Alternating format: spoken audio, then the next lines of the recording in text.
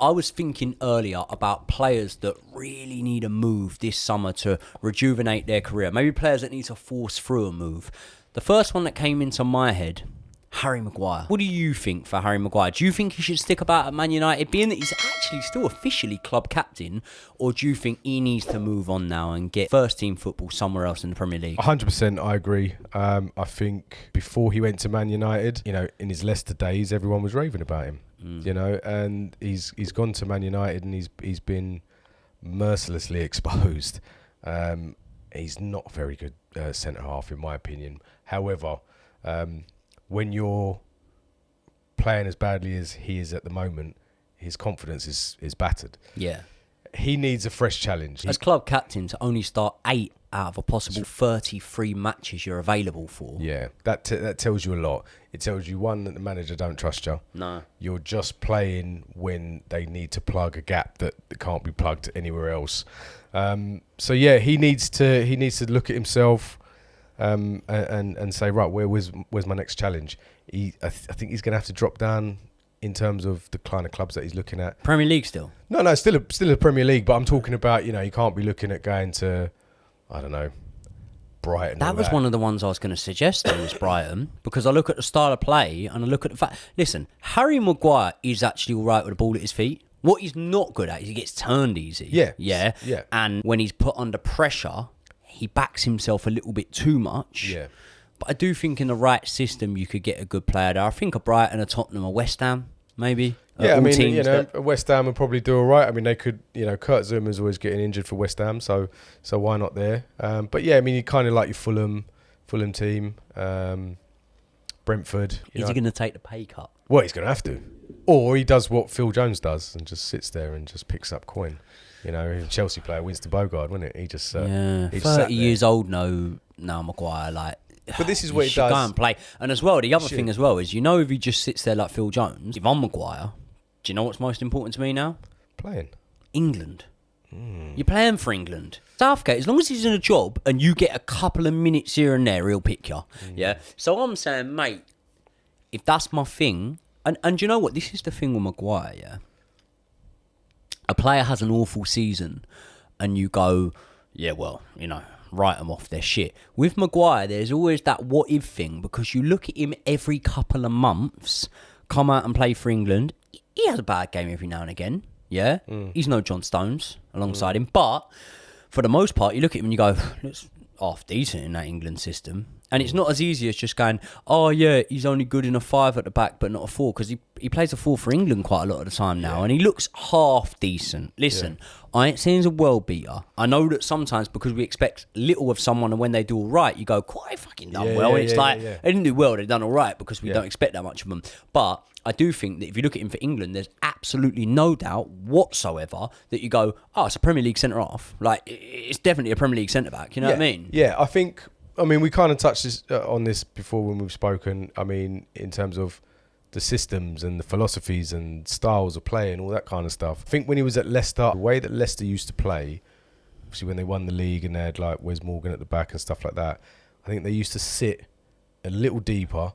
So then his best attributes were heading that ball out, dealing with danger, not too much in and around in the box. It was just out and, counter-attack. Whereas at Man United, they play higher up the pitch. Yeah. So obviously, he's then now having to rely on pace, which he doesn't have. So that's why he's made to look so bad. Because as soon as you push up, he can't drop off. You're the last line. You have to deal with it. And the fact is, he then gets exposed as the weak link. Because I actually think that he's actually half decent with the ball at his feet. Sometimes I think, oh, God, release it, stop carrying it, and actually he does the right thing, doesn't release it, carries it quite well. The problem is when you're carrying that from your goalkeeper's box or the edge of your goalkeeper's box to maybe in between there and the halfway line, that's fine. If you're carrying it from the start of the last third to the halfway line and then straight away one pass in behind, you've got no chance. And you lose it, you've fucked. Got no way of getting back. It's crazy, but I think he gets into, most... Do you think he gets into Spurs' team? Yeah. I mean, Spurs have got... but again, I mean, it's like when I said, I got all that, hate for saying Rob Holding could walk into any Premier League team. He could, Harry Maguire could do the same thing. But it's like we're playing to his strengths. What about if a team has a back three of they play a five at the back, they have a back three of Maguire, Dyer, Holding. Do they stay in the Prem? If you played those three in the same team, you know, all other teams are just going to load up. Yeah. They're just going to go, right, we're going to play 2 at the back. We're just going to play fucking 6 up front. And everybody with pace who can run 100 metres in under 10 seconds. Fucking hell, Man City and stick Kyle Walker up top. Do you know what I'm saying? It's how the system suits. And you have to have someone that can cover that as well. So like John Terry, for example. John Terry was never blessed with pace. His reading of the game was amazing. Judgment. Yeah, and it was all about judgment. But he also had, like, if you had Carvalho in there to help him out, or, you know, I can't remember who else you had playing at the back with him, but, you know, there would be some. I mean, Ashley Cole as well would come tuck in as well. And all that. You had players with pace. It's funny when you say about helping someone out. Yeah, listen, we don't know. We make our assumptions. We ain't got a fucking clue what goes on behind closed doors. But at the same time, you know, what is seen on the eye can sometimes speak volumes. And you look about players helping other players out, and you look at Maguire and it's like, does he have anyone in that back line that wants to help him out? I mean, Eric Bailly, he made comments, didn't he? Was it Eric Bailly? No, Rojo. Marcus Rojo. Oh, yeah. He made comments about, like, Harry Maguire after he left the club. Other players that were in there and around that centre-back position. You saw him start with Martinez at the Brentford game when they got battered.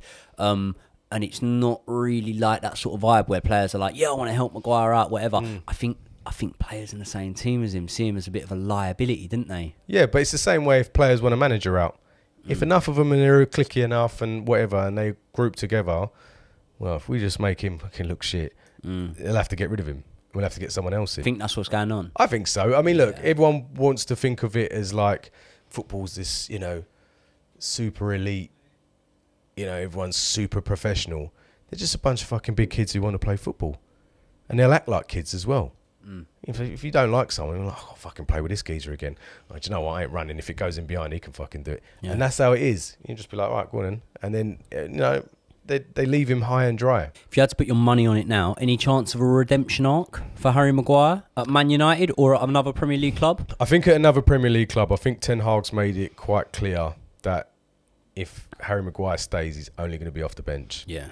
Maybe the odd sort of Carabao Cup run. Ten Hag don't bow to the pressure of playing Ronaldo. He's definitely not going to bow to the pressure of playing club captain Harry Maguire, is he? There you go. He's, you know, Ronaldo got shipped, and he's one of the biggest stars in the world with unbelievable talent being wasted at the moment. But I think Harry Maguire's he's got to go somewhere else in the Premier League, and it might do him well mentally to be known as a starter again, get in regular games, because football is about consistency. And you have to have a run of games to get that back. People, I want to know what you lot think. Harry Maguire, what happens from next season? Does he go on and reclaim his starting position in that Manchester United team, or do they need to now cut ties with Harry Maguire, get him out of that team and give him a fresh start? Let me know in the comments.